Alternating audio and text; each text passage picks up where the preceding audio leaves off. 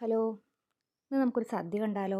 ഇത് പഴയുടെ മോഹനൻ നമ്പൂതിരിയുടെ ഒരു റെസ്റ്റോറൻറ്റ് ഉണ്ടല്ലോ, അവിടെ നിന്ന് നമ്മൾ സദ്യ കഴിച്ചതാണ് കേട്ടോ. ഇത് ഗുരുവായൂരാണ്. ഇവർക്ക് പല സ്ഥലത്തും ഉണ്ട്, കോട്ടയത്തൊക്കെ ഉണ്ടെന്നാണ് ഞാൻ അറിഞ്ഞത്. ഇത് ഗുരുവായൂരാണ്. അപ്പോൾ ഇവരുടെ സ്പെഷ്യൽ സദ്യയാണ് നമ്മൾ കഴിക്കുന്നത്. സദ്യ സ്പെഷ്യൽ ഊണ്, പക്ഷേ സദ്യ എന്ന് പറഞ്ഞാൽ നമ്മളൊരു കല്യാണ സദ്യ കഴിക്കണേക്കാളും ഹെവി ആണെന്ന് പറയാം. അത്രയും വിഭവങ്ങളുണ്ട് കേട്ടോ.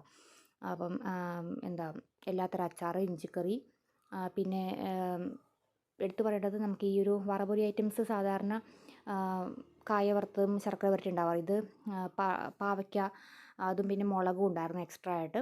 പിന്നെ ബാക്കി കുറുക്ക് കാളൻ, പിന്നെ കുറുക്ക് കാളൻ എല്ലായിടത്തും ഉണ്ടാവാറില്ല, കുറുക്ക് കാളൻ ഉണ്ടായിരുന്നു. പിന്നെ വേറെ നമുക്ക് ലാസ്റ്റ് മോരുകറി വരുന്നുണ്ട് കേട്ടോ. പിന്നെ ഇത് ഗുരുവായൂർ പപ്പടം, പച്ചടി, കിച്ചടി, ഓലൻ, അവിയൽ, തോരൻ, പിന്നെ മധുരക്കറി, പൈനാപ്പിൾ കറി, പിന്നെ ഇതേ പരിപ്പും നെയ്യും വന്നു. പരിപ്പൊക്കെ പ്രത്യേക ടേസ്റ്റ് കേട്ടോ. അത് പറയാണ്ടിരിക്കുമ്പോൾ നല്ല ടേസ്റ്റായിരുന്നു പരിപ്പിനൊക്കെ, നെയ്യും പരിപ്പും. പിന്നെ മാങ്ങാച്ചാർ, നാരങ്ങാച്ചാർ, ഇതെല്ലാം ഉണ്ടായിരുന്നു.